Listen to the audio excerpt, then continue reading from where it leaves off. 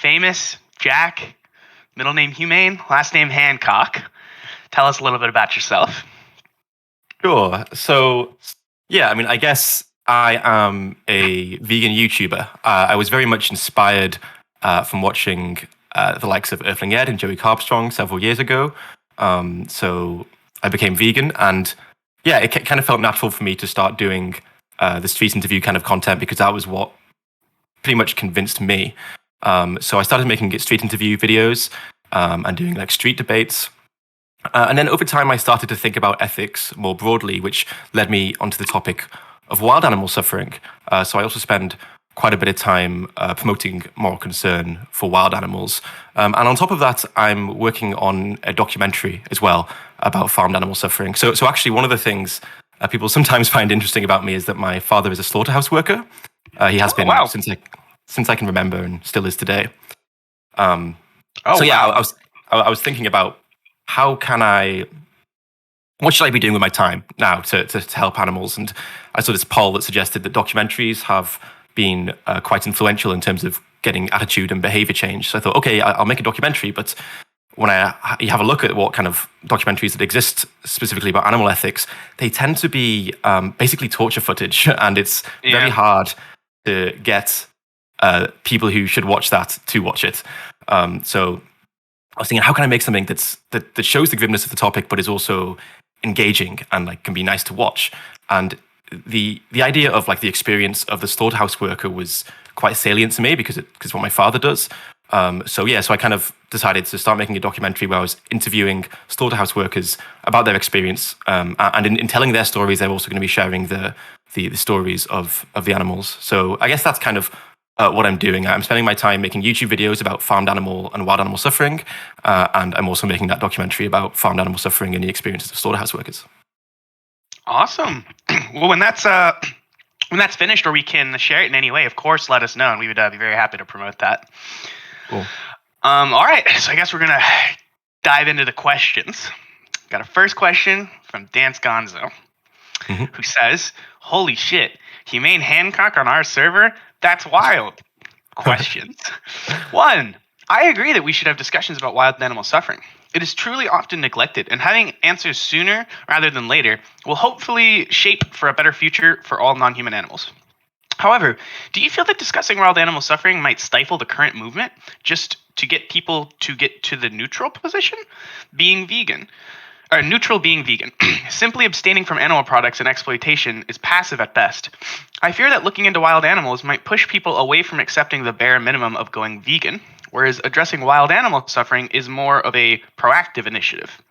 Any and all thoughts are appreciated on this rant of a question. Also, I love your work. Keep it up, brother. Okay, awesome. So I think that the question can kind of be summed up to: will advocating for wild animals potentially stifle the farmed animal movement by making animal advocates look crazy? And like, this is a super good question. It's like a very understandable worry, and it's something that I've worried about as well. Here's what I think. I think that wild animal advocacy can be done in a way that is harmful to the broader animal advocacy movement. It's possible to be more or less tactful and more or less controversial. But I also think that it can be done in a way that isn't harmful to the farmed animal movement. So I think, for instance, talking about less controversial things like low-hanging fruit for helping wild animals, maybe ways in which we're already harming them, things that we can change. So, for instance, there's an issue with too many pigeons in cities, and local councils deal with it usually by poisoning the pigeons or trapping them and killing them. One change in perspective that we can have there, if we account for the well-being of wild animals, would be to use a contraceptive method instead, for instance. And I think that examples like that, people find it very intuitive, and it doesn't make us seem crazy. If I talk about more controversial things like, okay, we need to kill the predators, then I think that maybe there's more risk of a backlash. So, and another thing to consider, I guess, is that maybe some people aren't ready for the topic of wild animal suffering, and that's something that I struggle with, because when you have a YouTube channel, you're reaching both people who are ready and people who perhaps aren't ready. So yeah, no, it is a concern, and maybe like ideally we would kind of, I guess, direct our our discussions about wild animal suffering to people who have already like considered wild animal ethics, and but even so, I think even if you're talking to the general public, I think it can be done in a way that doesn't seem super counterintuitive. I just think it's really important to have the perspective of the wild animals on the table. That, you know, a lot of people talk about rewilding. It seems like when animal advocates talk about what's going to happen with all this extra space if we abolish factory farming and slaughterhouses, they seem to go to, okay, we rewild that space. But I think that if we don't have the perspective of the individual wild animals and their well-being on the table, then we could potentially do a lot of harm by accident. So I am aware of like the risks of talking about this, but I think that it's such an important topic that I think it should be done. We should just be very tactful in the way that we do it. But it is like a really good question, and definitely something to consider. Awesome. All right. Thanks so much. So I think next we're going to have Harry come up and ask their question on voice chat. Cool. Harry, are you... Let me look for you. Actually, I'm not... Ah, there they are. Okay. All right. Hi, can you hear me? Yep. Hey, what's up, guys? A pleasure speaking to you. Cool. You too. So my question also has to do with wild animal suffering, specifically with your views on killing or not killing other predators. Mm-hmm. So in one of your YouTube videos, you said that you understood the argument for killing predators and that it would be speciesist of you to save a human child by killing a predator but not a non-human animal. However, you mentioned that this only made sense to you in a hypothetical vacuum, and that in reality we shouldn't advocate for the killing of predators because of pragmatic reasons, such as it intuitively sounding batshit crazy to most people, and your belief that advocating for something controversial might be ineffective and even risky in relation to your goal of reducing wild animal suffering. Now, I think these criticisms definitely hold true if we were talking about advocating for killing humans in order to save animals. This would seem insane to most people. And if vegans actually started killing human hunters or factory farm workers, they would be arrested and the movement would almost certainly fail. However, it seems to me that there already exist ways of getting around these pragmatic issues in the case of killing carnivorous animals, or at the very least in increasing a demand to kill them. There are actions that we can take that not only are legal in many places, but socially acceptable and practicable to do in a non-vegan world. For example, purchasing hunted predator meat or taxidermy products, joining hunting parties, or even getting a contract to hunt certain game for yourself. These things presumably aren't too controversial or crazy sounding because some people are already doing those things today. So my question is this: would doing something like purchasing hunted predator meat be ethical in your view? And would you advocate for it as one of the several ways of reducing wild animal suffering and rights violations? Thank you. All right, these are some, like, I'm actually quite impressed by the quality of the questions coming through already. This is pretty cool.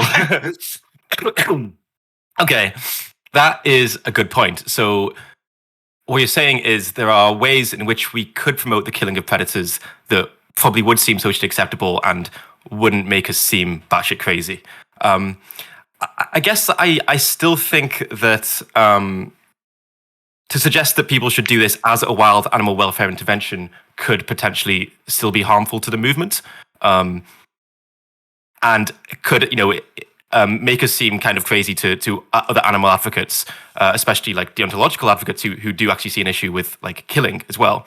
But even so, like, I don't want to dodge your question here. I mean, we could do it. You could encourage the killing of predators without even being public about it, I guess, if it was like a way to reduce suffering.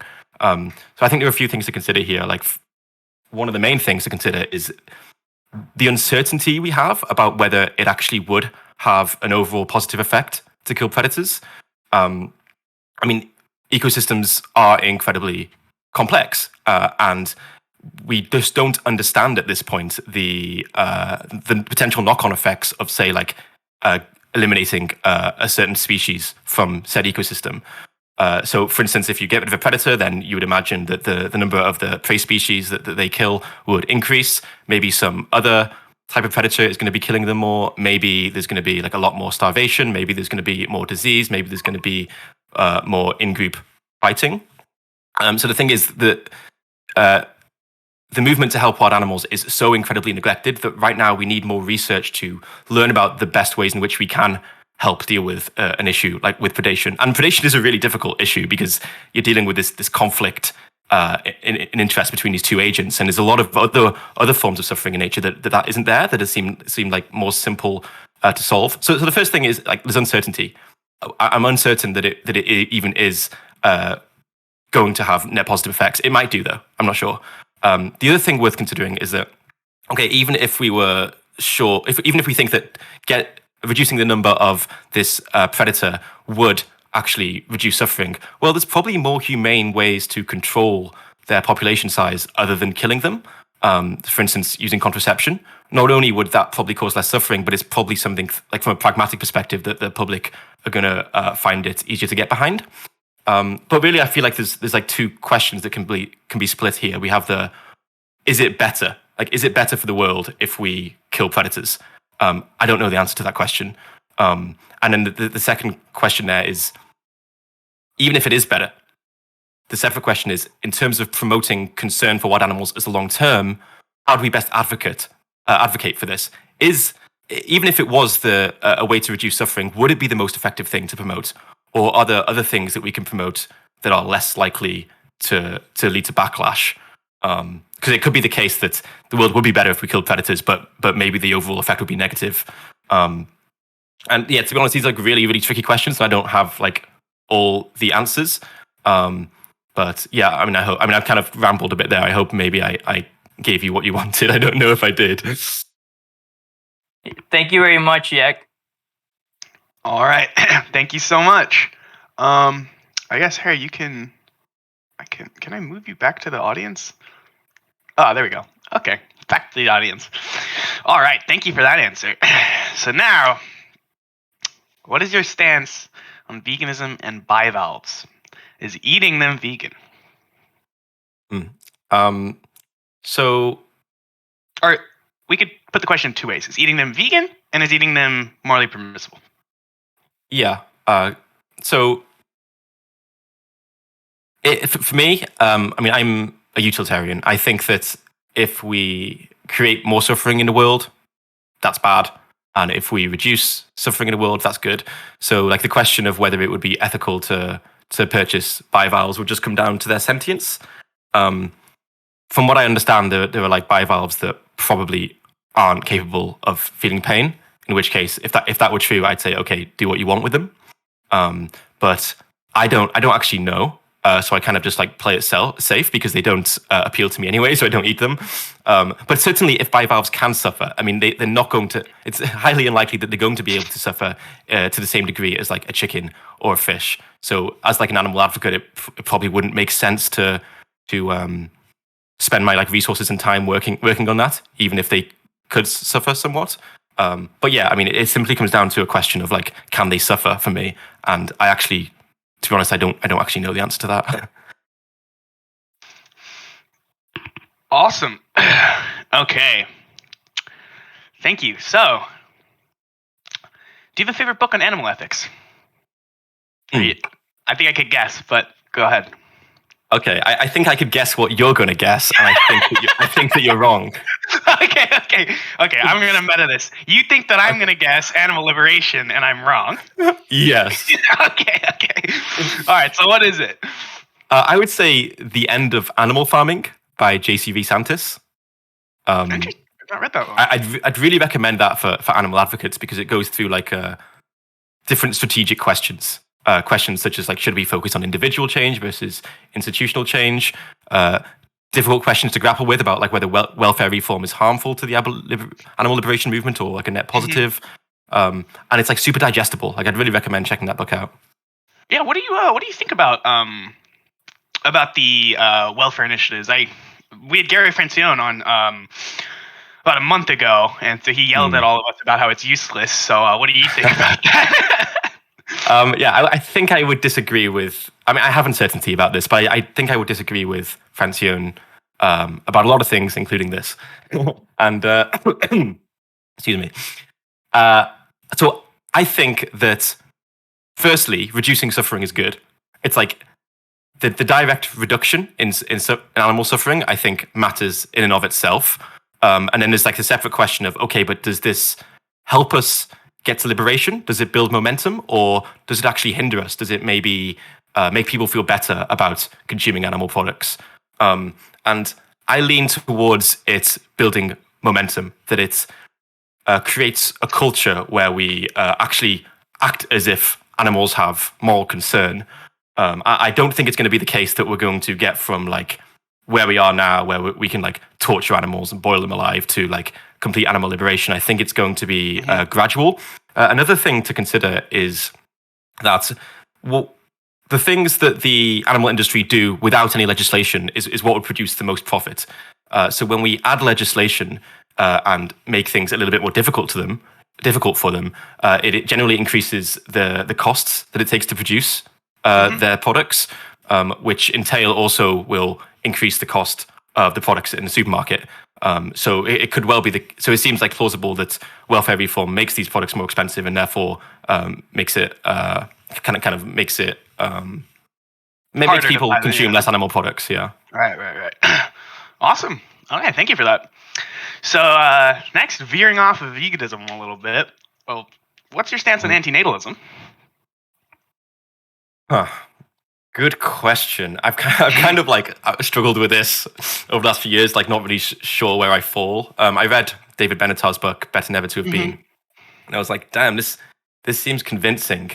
Let me think about this for a second.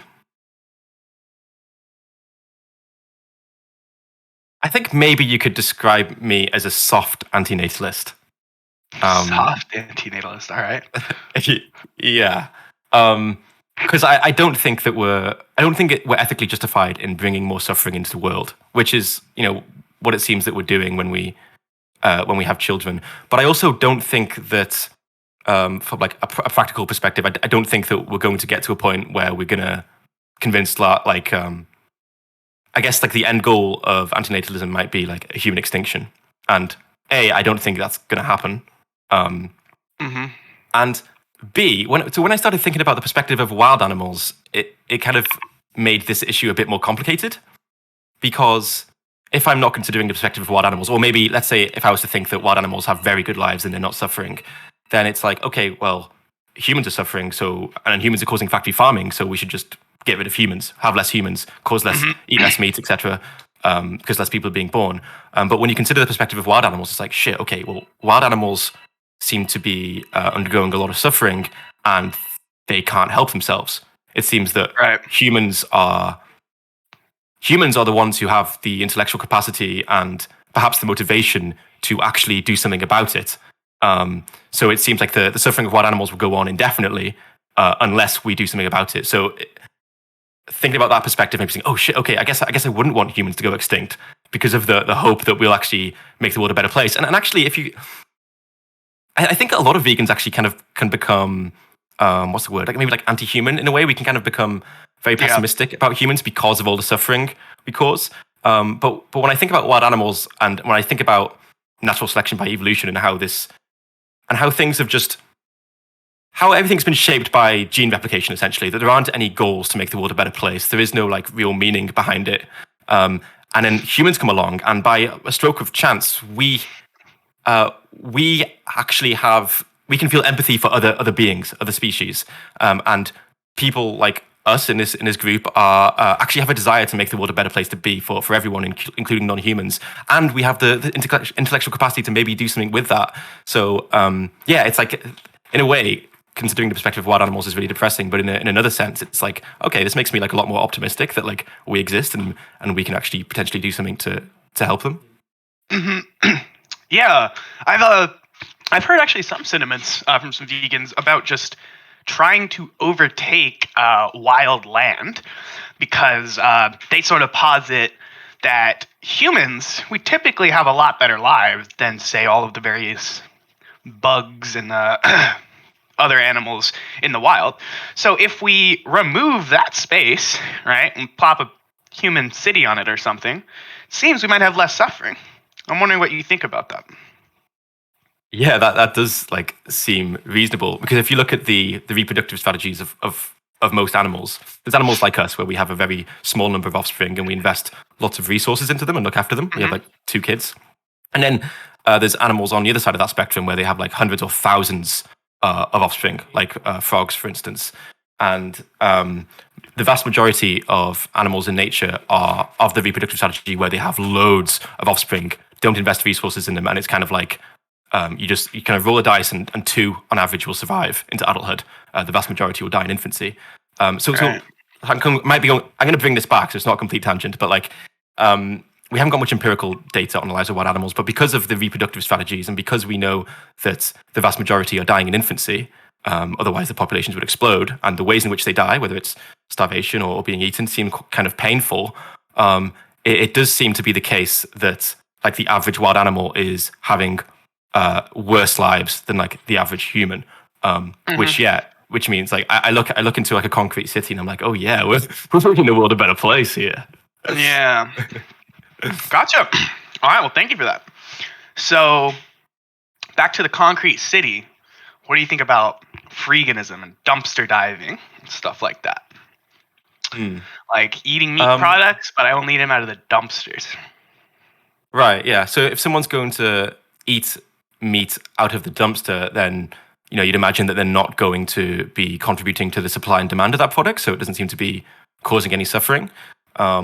And I guess I find that quite compelling. I do think there may be some nuanced arguments you can make here. Like there's some psychological evidence that expecting to eat a meat-based snack changes the way we perceive animals, so we perceive them to be less intelligent and less sentient. So perhaps like eating animals has like a psychological effect that makes us more likely to act in ways that actually would harm them. But of course, if we're talking about like an animal advocate, someone who's like dedicated a significant amount of their time and to like thinking about this issue, it kind of seems unlikely. Like I'd imagine if I went into a dumpster and like started eating like animal products, I wouldn't suddenly start being like, oh yeah, actually animals aren't sentient, or like they're not suffering. I can't really imagine myself going there. And the other argument I guess someone could make is that it normalizes the consumption of animal products. But of course, you could potentially just do it without anyone ever finding out, in which that wouldn't be an issue. So like overall, I haven't got like a moral issue with dumpster diving at all, and I know people who do it, and I'm like, yeah, fair enough. All right, thank you for that. Next, very pressing question. Don't mean to get too personal, but what is your favorite color? Oh, this is a big question. Yeah. I mean, the thing is, I'm not 12, so I haven't really got one. Nah, joking. It's blue. It's blue. Okay. All right. So, vegans often debate gray areas and politics amongst themselves, and it often results in hostile infighting. Not speaking from experience, that never ever happens on this server, not even once. So, do you see this as a big problem for animal advocacy? If so, how can we alleviate this, in your opinion? Good question. I mean, I guess I do see infighting as like a significant problem. It's just from talking to non-vegans as well. It kind of feels like they have the impression that we're all kind of like calling each other out for not being vegan enough. I think that one way to kind of combat this would be to try and like be humble. That like we are very, very flawed sentient beings who are wrong a lot of the time. So like it's inevitable when you have a large movement that you're going to have disagreements about like strategy or like what's even ethically acceptable. But I think like if we can be humble and understand that like we're often wrong about a lot of things. So perhaps we shouldn't be like overly confident in any of our ideas, and we should accept that people are going to have different opinions. Maybe that can help. All right, awesome. So, what is the best form of activism in your view? And it's kind of going off that. And are there approaches vegans take that you view to be detrimental to the movement? Okay. Best form of activism. I guess So when I first became a vegan advocate, I was very focused on trying to get individuals to change their consumption behaviors, trying to get people to go vegan. And I was doing that not really because I like kind of reflected this is the most effective thing to do. It was more just, I think, a status quo bias, and because the people I looked up to were doing it. It's like everyone was doing it. I guess that's the story. It's like, okay, the problem is what's happening to animals, and to fix it, we need to get everyone to go vegan. That's kind of the story that we've told ourselves. And upon reflection, and after like reading that book that I mentioned earlier, I think that there should probably. I think that maybe we'd benefit from a marked shift towards institutional change, and some like what I'd like to see, I guess, is vegans getting more involved in institutions, like volunteering for different animal advocacy organizations, like the Humane League, for instance, or Animal Ask. There's a bunch of animal organizations that do work on institutional change, where they're trying to get companies to change their practices. And there's also companies like organizations like Crustacean Compassion that like work on trying to get legislation change. So I think that getting involved in like institutional campaigns where we put pressure on companies and try and change legislation, I think that's probably the most effective thing we do. And maybe this is a counterintuitive point as well, but another thing that I think we can do is like very effective as an advocate is to donate to effective charities. That was my next question. Right. Yeah. Yeah, I think we put a lot of focus in the vegan community on like people's individual consumption behaviors, getting people to go vegan. But actually, there's like lots of things that can be done to help animals, and I think that using our money is an underrated one. And perhaps for some people, if they're able to get a certain career, the biggest impact they could have would be to like make as much money as possible and donate it. And it can seem very counterintuitive to say, okay, go work in a bank, go work for like a horrible bank and make as much money as possible. But maybe that's one of the most effective things we could do, because like money can be used to make a huge difference in the world. Gotcha. I need the vegan billionaires out there. Exactly. We need to get on the crypto. Yeah. Yeah. So, is there any specific charity that you love? I'm a huge fan of animal charity evaluators, but is there any charity you want to plug and recommend that we donate to? Well, I think the number one I'd recommend is probably the one you'll find at www.patreon.com/Humane Hancock. Absolutely incredible. Oh, okay. Unbelievably good. All right, everyone knows that down. I think that when it comes to farmed animals, my favorite would probably be the Humane League. And when it comes to wild animals, I would recommend Wild Animal Initiative. Awesome. Yeah, I'm a big fan of Wild Animal Initiative as well. We had an event. It was like a contest of donation a little bit ago. We should probably bring that back, I think. All right. So, okay, I guess this is the question. Do you plan to advocate for effective altruism? I guess, is there anything else you want to say on that topic? Or I guess like part of what I'm trying to do really is to create a bridge between like veganism and effective altruism. I think effective altruism is great, and I think there's like lots of principles that kind of they use that I think that we'd benefit from in like the broader like animal advocacy movement. We were talking about like effective giving. I think that like there probably isn't that much of a culture of giving to charity in like the vegan community. Like we were talking about infighting before, and it does seem that like we kind of maybe online especially, maybe it's like a minority that do this that kind of give us a bad name, but like there's like a lot of jumping on each other for not being like 100% perfect in terms of like consumption behaviors and who's not vegan enough. Even though like we haven't got like any pressure to like give to an effective charity, to donate to charity. You could just like you could be a multimillionaire and not give anything, but as long as you're like vegan, it's like okay, they're doing enough. And I don't really think it makes sense to have this supreme focus just on what we're consuming. Right.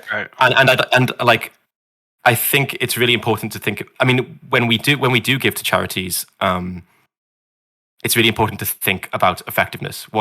Which donation is going to like take our dollar the furthest and help animals the most? And I don't think maybe perhaps there's not like enough critical thinking about that. I think the majority in the vegan community, when I see fundraising, they go to sanctuaries, and I'm sure sanctuaries are great, but I also think that there are other organizations like the Humane League that would probably reduce suffering more effectively with the money. So I guess I'd like people to think more about like effectiveness in terms of like donations, and just to have more of a culture of giving our money, because I think it's a really valuable thing to do. All right, thanks so much. So, what has your experience been with activism-related burnout? Do you have any tips or prevention or recovery? Thank you for all you do for the animals and the vegan community. Cool. So personally, I haven't experienced activism-related burnout. I was talking to Tobias Lienhardt on my podcast about what to kind of do to reduce the likelihood of that happening, because he's experienced it himself. Although I don't think it was activism related. Maybe it was. It was related to organizations he was working in, related to like animal charities actually. So I guess it was. But I think one of the best things we can do is to like have a very supportive community, and like where we're looking out for each other, and making sure that people are getting the support they need, and making sure that people are like taking breaks when they feel they need it. Intuitively, I feel like that's probably the most one of the biggest things we can do. Just being like a very friendly and supportive community. Which awesome. I think we generally speaking we are. Yeah, well, yeah, generally. Well, we try to be group here. This AMA, I mean, incredibly supportive. All of us here, everyone here, perfect. All right. And do you have any advice for doing solo street interviews, material being filmed, how you approach people, etc.? Okay, let me think about this. Quite a few people have messaged me asking like how you actually start these conversations, because I guess like, you know, people just see the conversation already in like free flowing, and I guess they're probably thinking like, but how did you get here? Which is fair enough. I used to think the same thing when I would like watching ed videos before I was doing it myself. And yeah, like I kind of just approach people and say, hi, I'm doing street interviews about animal ethics for my YouTube channel. Would you be interested in having a conversation? And it's actually kind of surprising how many people say yes. But even so, like because like if some like random person came up to me and like, can I put a camera in your face and ask you questions? I'd be like worrying, like, are they going to try and make me look like an idiot or something? Yeah, they're going to Steven Crowder you. Exactly, yeah. And their entire career. Yeah, exactly. Surprisingly, people do say yes. I mean, you do get a lot of rejections, but I actually think that's probably kind of a good thing to get used to. Like once you've been doing that for like a few weeks, you're ready to go straight to the club and just you won't feel anything, you know, when you get those rejections. All right, so street activism, prepare for the club. All right, great. Thank you, Jack. Great. All right, so a hot utilitarian question coming in. Oh, cool. If you could push a button to end all life on Earth immediately and painlessly right now, would you? If not, do you believe that by preserving life, we may eventually reach a future with technology advanced enough to mediate and reduce suffering to the point that the current levels of suffering can be tolerated until we're there? P.S. Thank you so much for your activism. Your public discussion videos are amazing. I admire your patience. From Little Froggy. Okay, so the first question, would I push a button to like end all life on Earth? I mean, I feel like I should point out that this is probably a bad question to ask people, because like from a public opinion perspective, it like I asked Cosmic Skeptic this, and I like on reflection I was like, I should not have done that. I had someone commenting on like every video I did for a year and a half saying they want to destroy the world, they want to kill you. I think another vegan YouTuber like took a clip of it and saying like, Jack, Humane Hancock and Cosmic Skeptic want to kill you. So it's like it's probably not good to ask people this question, but whatever. The thing is, I have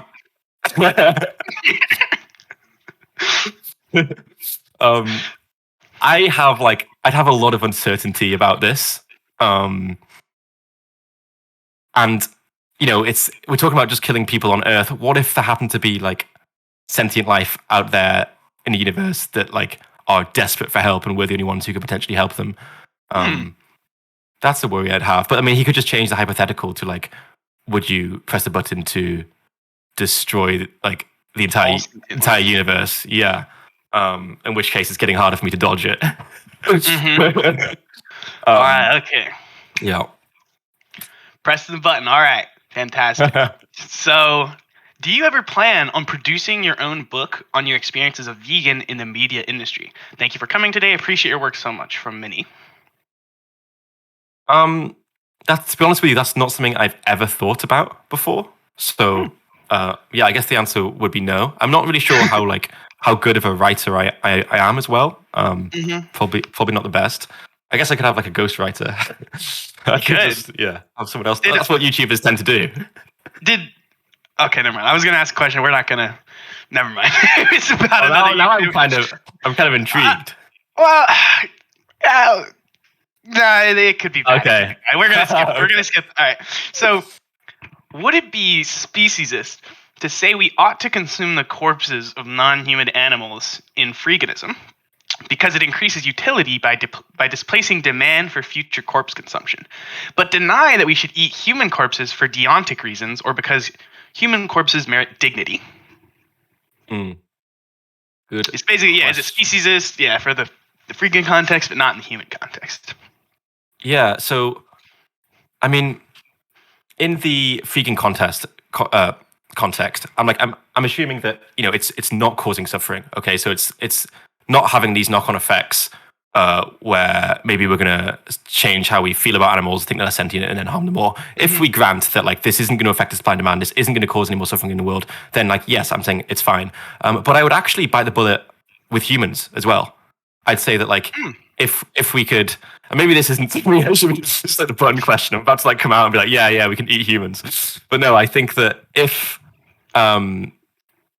this actually might sound crazy, but I think that if we could eat humans without causing, like someone dies from natural causes, and nobody else is going to find out, I actually don't care like what we do with the body. Like I don't care what people do with my body when I die. Like have fun with it, do whatever you want.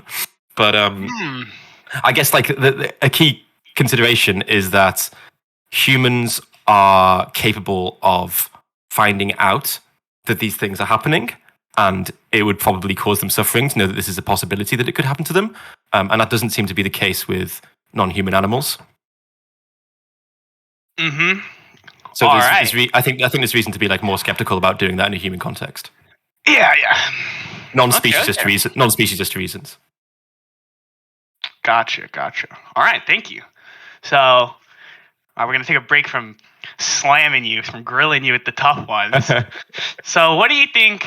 I'm going to make this 2 questions. What is your favorite plant milk? And then what is the most morally superior plant milk? From Joe, the Toe of Toes. Okay, so my favorite, this is a nuanced answer. It depends on what I'm using it for. And I know I'm only eating it. It's nothing weird. If I'm having like coffee, I prefer to go with oat milk. And if I'm having something like cereal, then I would go for soy milk. I could even drink soy milk straight, so I quite like that. In terms of like what's the most morally superior, I guess this goes beyond just like what gives me the most pleasure, but like what causes the least suffering. And I'd imagine that I could be wrong on this. I'm really not certain, but I'm thinking it would probably be oat milk or pea milk. I've never had pea milk. It's actually pretty good. There's a brand called Ripple. Their chocolate milk is pretty solid. I don't think we have them. I don't think we have them in the UK. Yeah. Might be an American thing. Y'all have everything else though, so we get the pea milk dub right there. But I'm going to guess oat milk. I think it's probably oat milk, and there is actually. I think there might be. I don't know. If I can find an article, I'll send it later. But I think I did read an article about the suffering caused by different types of plant milks. So I'll see if I can find it. Awesome. Okay. So next, we have is being a vegan filmmaker hard? What are the problems connected with it? Is the industry vegan phobic? So that's a good question. There's a few different ways I can go here. I think that it is very hard because if you look, so basically I think there's around 15 to 20 films about veganism or factory farming produced each year, and the vast majority, like you never really hear about. They kind of just they never come to the tip of the iceberg. We don't really see them. And it seems to me that the bottleneck for films about animal ethics doing well is to get onto a streaming platform like Netflix.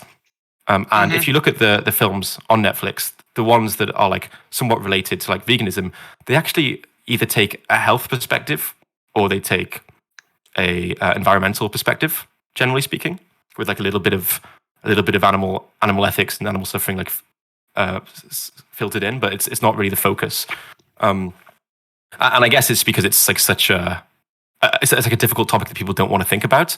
But I guess you could say like the industry is kind of vegan phobic in the sense that like people, it's almost like they're not ready for this yet. But like there certainly has to come a time when these kind of films start getting onto platforms like that. So I think it's only a matter of time. But in that sense, it is difficult. In another sense, it's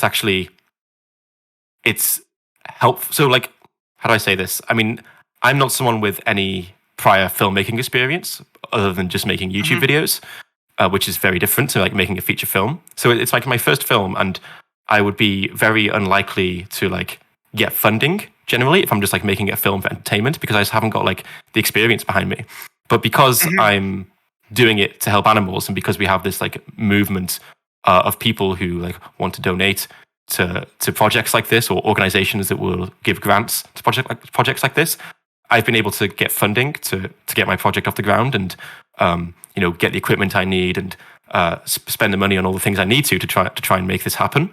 And I think that that is like something that probably wouldn't have been possible for me if it wasn't like connected to a social cause like veganism. So in some ways it's like it's been like helpful to be like to become a filmmaker in that sense.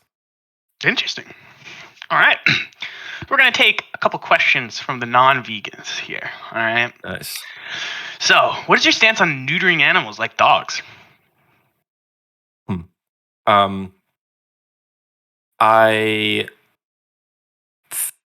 I think that I am in favor of it.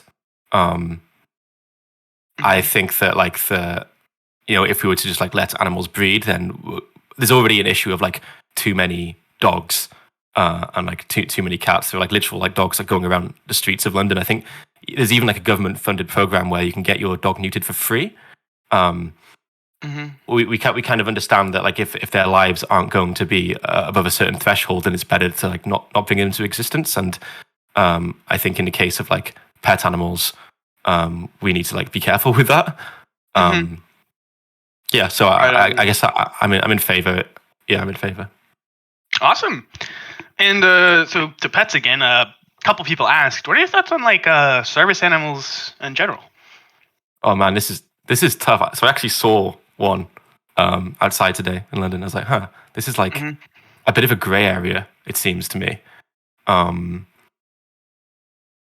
So like this argument that resonates with some vegans that like animals aren't ours to use, and like I guess Francione would probably say this, like all use is morally wrong, and it's not like a spectrum. It's like all as bad as each other. It's like black and white. It's like you use animals or you don't. That really doesn't resonate with me. Like if we were to use an animal in some way, but their lives were better because of it, or if someone was to use me in a way and my life was better because of it, I guess I could like, I think that'd be okay. So like just the fact that we're using them isn't enough for me to say, okay, this is a problem. But I think like what you see with a lot of service animals is that we actually are causing suffering to them. Whether it's like horses being used by the police in like riots and things like that, which just seems ridiculous anyway. I mean, it's costing like thousands of pounds to keep them, and it just doesn't seem like the most effective way to deal with like the issue of like riots. But whatever, that's besides the point. See, the thing is, like, if it was done in a way where the animals had like a very high well-being, and they were like reducing that, if it was making an enormous difference in terms of, like, say, someone who's blind, then like I guess like I don't know. I guess I kind of see it as a grey area. It's certainly like not an area where I'm like spending lots of time, because like in terms of the scale of animal suffering, the vast majority is occurring in farmed animals. But yes, I mean, I'm probably not answering this very well because I feel kind of uncertain about it, to be honest. I'm like unsure. I'm sure there are ways in which like certain use of service animals I think would be terrible and that we should stop. And I'm sure there are ways in which I could be like, okay, like maybe it's not ideal, but it's like like understandable because this person like really really needs help. But now that I think about it, it's like, well, surely we could train humans to help people in like similar ways to the ways that animals are helping people, and in doing so, like you'd provide more jobs, and they'd probably be maybe better company because they can like actually talk in the same language. So now I'm thinking about it, now I'm starting to go the other way. So I'm highlighting my uncertainty here, but yeah, I guess I'll stop before I change my mind again. I'm not certain of this question, to be honest.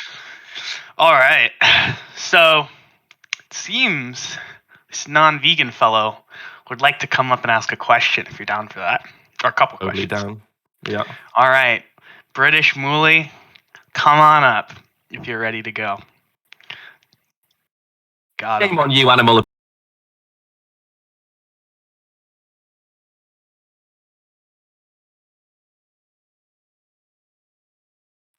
Am I heard? Yeah. Can I be heard? Yeah. Yeah. Okay.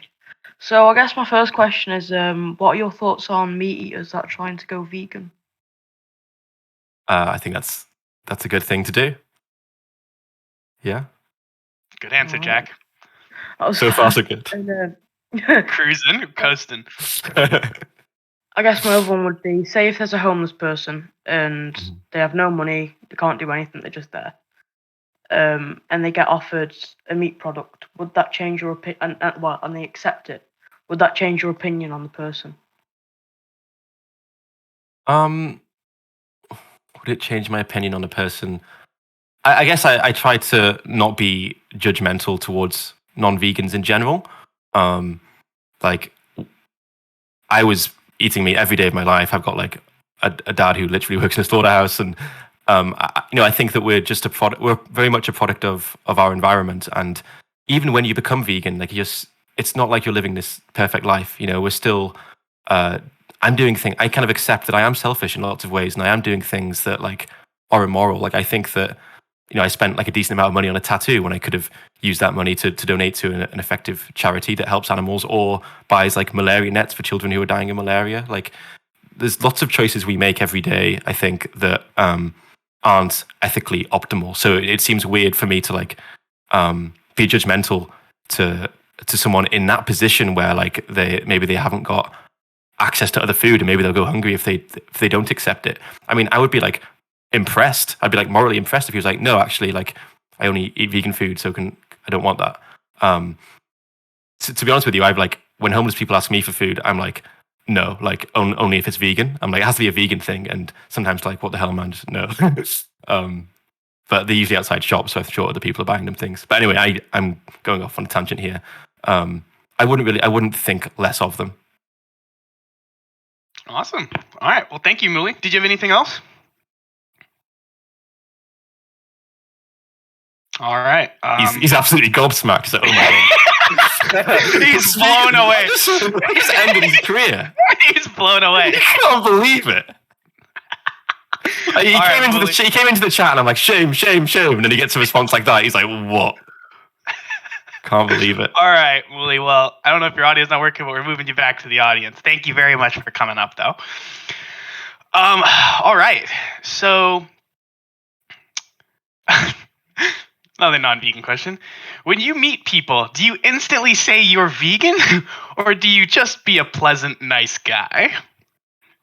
I actually, I often don't even use the word vegan anymore because it kind of, well, I think that the main reason is because it's kind of, it's like a placeholder rather than talking about the issue, like rather than talking like, oh, I'm not eating that because animals suffer and they go through this. To say I'm vegan, I don't know, it almost feels like a missed opportunity to like raise awareness as to like what's actually happening and what actually motivates you, because it's not like being vegan is like the intrinsic motivation. It's like it's a means to an end. It's a means to an end, I guess. Like the animals that we eat. So joking. It's a means to an end. It's a means to an end in the sense that I'm just doing it because I care about what's happening to the animals. Anyway, I'm answering this question way too seriously when it was probably just like a silly one. But like, no, I it's not like the first thing I say to people is that I'm vegan. Yeah. So interestingly enough, off of that, what do you think about the Liberation Pledge? Practice that in some form, and maybe explain it if, or I can explain it. It's basically like refusing to sit at a table where there is meat or animal products consumed, and people will typically put a fork around their wrist to indicate that. I'm wondering what your thoughts are there. Yeah, good question. I guess the first thing to say, and I know I say this a lot, but I actually am uncertain about like the uncertainty's good. Yeah. I'm confident. I'm uncertain about like the outcomes of that. I personally ended up not doing it. I feel like, okay, I think there's like a few things to mention here. Maybe I think that maybe it can be too restrictive. Like if I have an opportunity to eat non-vegan food, sorry, that's not what I meant to say. That's a Freudian slip. If I have the opportunity to eat really great vegan food in front of non-vegans, then that seems like a good opportunity to show that we like have all of this amazing food. Whereas if I go to like an event and the only option is like grapes and a bowl of fruit, then that's not quite the same. So like, yeah, I think maybe it's a bit restrictive in that sense, in that it's like very black and white. It's like I'll never sit with someone who's doing it, even if it's like an opportunity to show like what amazing options we have and the alternatives. But also I think that I can imagine that it wouldn't come across as good to the non-vegans.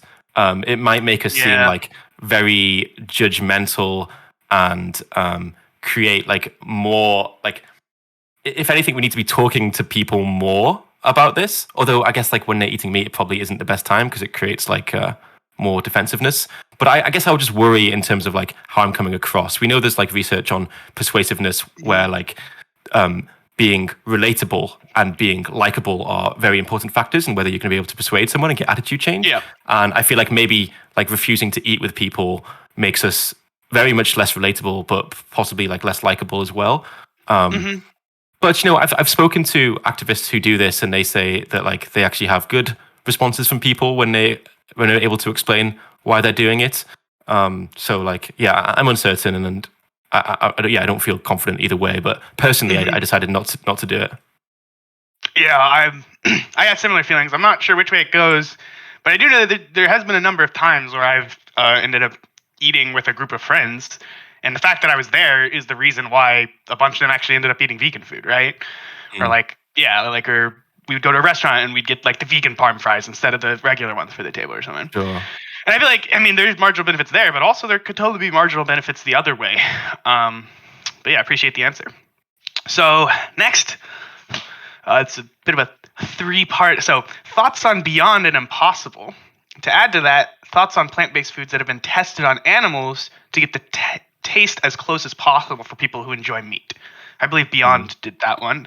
And then for Impossible, thoughts on plant-based foods that contain an ingredient that was previously FDA approved via testing, like heme iron, which had to like have animal testing or whatever. Do you have any thoughts on those? Should we consume them? What's the... So, generally speaking, I guess I'm very much in favor of like plant-based alternatives. In fact, I think they're one of the reasons to be like very optimistic is like this growth in like plant-based meats. Beyond Meat, I don't think Beyond Meat did any testing on animals, did they? I think that's pretty. I think they actually are vegan. Beyond, you said? Yeah, Beyond. Yeah, they didn't do any testing or anything. They just would give like, I don't know if it was employees or someone like meat and then Beyond and be like, eat it. How does it taste? You know, sort of like a taste testing like that. Okay. Yeah. And it was this like to make the meat taste more like meat. Yeah, to make the meat taste as similar as possible. Yeah. It's tricky. I mean, I guess like the thing is, I feel like the utilitarian calculation here could be like worthwhile. But it feels uncomfortable because what we're saying is like, you know, we're causing harm to some animals in order to reduce means. Yeah, to reduce harm overall. But it's just like the potential of these products is just so enormous to like completely change the landscape of like the food system. Right. that like I can understand when they take like a bigger picture perspective that why they would sacrifice their purity and kind of do things that they're not going to feel comfortable with in order to have as big of an impact as possible for the animals. It's unfortunate that like we live in this like messy world where people have to go through these loops where like maybe they have to do some kind of testing in order to be able to sell in a certain market or like it's really unfortunate. But like I guess I don't understand like fully all the implications of like what it would have been like if they didn't do that, and like what how likely it is that it would reduce their impact overall. But I can kind of understand like how people make these like messy decisions, even if they're thinking from a purely ethical perspective. Gotcha. Thank you. And then I was wondering, do you know the brand Just Egg? Do you have that in the UK? I don't think so. Okay, gotcha. Yeah, it's it's like an egg replacement. It's like made of mung beans. It's really good. It tastes like very, very similar to egg. It's crazy. But I recently saw an advertisement from them, which is kind of doing us a little dirty. It was like the ad was something like, "Is Sandra eating like eggs just like to fight an immoral and cruel and environmentally damaging food system? Hell no, she just likes the taste of eggs or whatever, and like that's why she's eating just egg." Right. So yeah, what do you think in general like about companies like fake meat companies and stuff like that, like taking digs at vegans to try to get non-vegans on board? Yeah, so like it sounds like in that advert they just kind of didn't have any ethical argument. It's more like, no, it just tastes fucking good. Yeah, essentially, right? Yeah. It's just like, yeah, you don't care about this stuff. It just have it. It tastes, yeah. Yeah, I think that it's probably important to keep like the ethical focus when promoting plant-based alternatives, because I think like what we need isn't just like a revolution in our behavior. I think we need like a revolution in like our ethical wisdom. I think like we really need to change the way in which we're like thinking about other animals. And I guess you could make the argument that, okay, we'll change the behavior and then they'll drop the cognitive dissonance and it'll be easier to change your attitudes, which is probably true to some extent. But like, personally, I like to keep the focus on like the ethics. And yeah, I mean, I don't know. I haven't tasted the product. I mean, like, I guess from their perspective, they want to reach out to like this market that isn't just like ethically minded. But I mean, I imagine it's like significantly more expensive than eggs, so it would have to taste extremely good if like that's what they're going for. That was what I was wondering. It is definitely more expensive than eggs. Yeah. But yeah, I would rather they kept like an ethical focus when they're promoting the products, to be honest. Gotcha.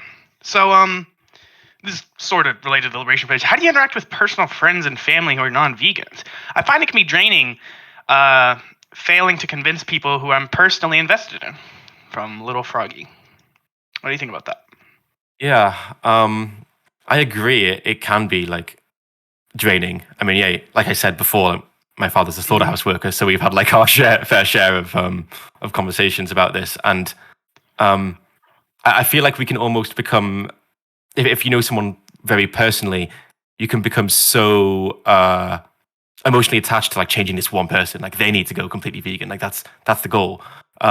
But actually, if we like take a step back and think about this from like an outcome focused perspective, we're doing this for the animals, and like one person going vegan it probably isn't, all else being equal, going to be more effective than another person going vegan.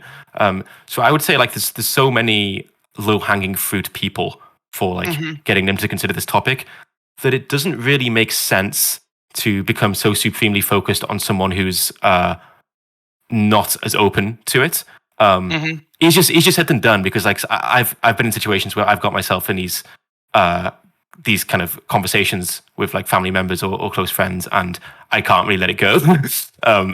Right. But like whenever I go back home, like I often talk to my dad about the issue, and it just kind of makes me sad because he doesn't give me what I want. I want him to say like, okay, yeah, this is terrible, and he doesn't give me that. And I was speaking to a friend when I got back from home recently, and he was kind of like, well, like why are you spending so much like mental energy on this, because it's just going to make you not like them. It's like you're not going to like your family, and like so maybe you just shouldn't talk to them about it. But yeah, I mean, again, I'm going off a tangent here, but like I do think it doesn't make sense. It's kind of like going back to this, like these principles of effective altruism, like how can we use our dollar to go the furthest? It's like if we can, the example that they often give is like, or Peter Singer gives, I think, is like with someone who's blind, and we can spend like $40,000 training a guide dog, or we can spend that $45,000 to like treat people for blindness in a developing world, like hundreds of them cure their blindness, or thousands of them. So like the dollar goes further in a different area, and we can think about the same thing with like all of our resources, not just our money, including like our time and energy. So like if you were to spend an hour outreaching your dad, and it's like, it's not going to go anywhere. Well, if you just spent that hour like outreaching someone else who's more open to it, then it's just going to be a more effective use of your time. So yeah, I don't know. I mean, I struggle with this as well, but that's kind of the thinking that leads to me like trying not to spend too much time on like specific people. Gotcha. Kind of related to that, I was wondering on your views about basically our obligations to individuals based on how close they are to us. As in, like Peter Singer writes about this, like the child dying example. Or that it's like if the child is dying in front of you, or it's like drowning in a pond, and you have to jump in, but it would sacrifice your new $100 pair of shoes that you just got. No one in the world would be like, yeah, I mean, you had to sacrifice the shoes. Just keep walking, dude. Like, everyone is like, whoa. Of course you're required to save the child here. But then it seems entirely possible that right now, instead of buying a pair of shoes that I want for $100, I could donate that money and save a life. Like, donate for like some life-saving medicine or a malaria vaccine or a bunch, like all of these things. And it seems we have a very strong, our intuitions seem to differ there. And I'm wondering what you think about that. Do you think we have a stronger obligation to those either in our family or in closer physical proximity, or do you think that's all just bogus? Yeah, so I'm of the opinion that like the proximity of the person or animal or whoever to us is morally irrelevant. I don't think that like suffering feels any less bad because they're like further away from me. So yeah, I think like the location of the people is irrelevant, and if our dollar does go further abroad, then I think that's a more effective way to put your money. And in the same way that I think that focusing on animal causes is generally speaking more effective than focusing on human causes because like they're so neglected. And like I don't think the fact that they belong to a different species is like morally relevant. And you can even go further and think about like future people. I mean, like it could be the case that we can have like a very large effect on future people, and that's where the vast majority of beings are, like in the future, whether they're animals or human. So like there are arguments for like keeping your money and making like larger donations in the future, or like thinking about the effects of like the very long term. But yeah, like to bring it back to your question, like I kind of I guess we can understand like from an evolutionary perspective why we would care about the beings who are like more related to us and like closer to us genetically. But I think that when we think about ethics, we really should try to understand that how close a being is to us isn't actually intrinsically like morally relevant. So yeah, I think like everyone's suffering matters equally regardless of their location or like proximity to me. Or species, I assume you'd say as well. Exactly, yeah. Yes. It just happened to non-vegan sent the question as you're answering that, which is like, do you think some species of animals are more important in the suffering sense? So I thought I'd combine it right there. If the suffering is equal, then it matters equally regardless of species. All right, perfect. And so we have gone for a little bit over an hour. We could get through some more questions if you'd like, but I know we agreed an hour. You can keep going. You cannot keep going. Whatever you want. What are you feeling? I did promise my flatmates I would watch an episode of Ozark with them, but maybe we can. It is important to maximize pleasure, but maybe we can ask another question before we finish up. All right, cool, perfect. Because I did have one that I accidentally skipped earlier. That was an early one. So, what are some steps that local governments can take now that are in the best interest of both wild animals and citizens? For example, animal overpasses where deer and other animals can cross over highways, which in turn makes those areas safer for all. Is there any other initiatives such as that you'd like to see? So again, like these questions are like really, really good questions. And in terms of what local government can do to help like animals or citizens, to be honest with you, I haven't given that much thought. But like off the top of my head, I think there's like some low-hanging fruit things that could be done to help wild animals. So for instance, like at the moment we're using we're killing insects with insecticide for like plant production, and we could simply like switch to more humane insecticides that actually takes their welfare into account. In the UK, at least, like local government, like councils and stuff, can sometimes take control of like pest animals, in terms of or animals that we deem to be pests, and we can kill them in quite barbaric ways. So I think that like using contraception, for instance, rather than killing animals, could be a more humane way to like control population sizes. So actually, there's this product called Ovocontrol that's been, and the active ingredient in this product is called nicarbazine, and it's been used to test its effects on pigeons in the US, and it basically makes pigeons temporarily infertile. It's a feed that we give to them, and yeah, it's just like showing the potential we have to actually control animals that we kind of deem as pests in a way that doesn't cause like suffering like we're currently doing. And I think these are the kind of examples that the public are more likely to get behind, and we're probably more likely to be fruitful when we kind of talk about these ways in which we're kind of already interacting with animals, and we can just alter what we're doing in a way that accounts for the fact that they're a sentient being. So like they're like two examples of things that I think we could see. But again, I have to like stress that I haven't really given much thought to this question, to be honest with you. But it's a really good question. Awesome. Well, thank you so much for being here. I had a great time. I think it was an awesome event.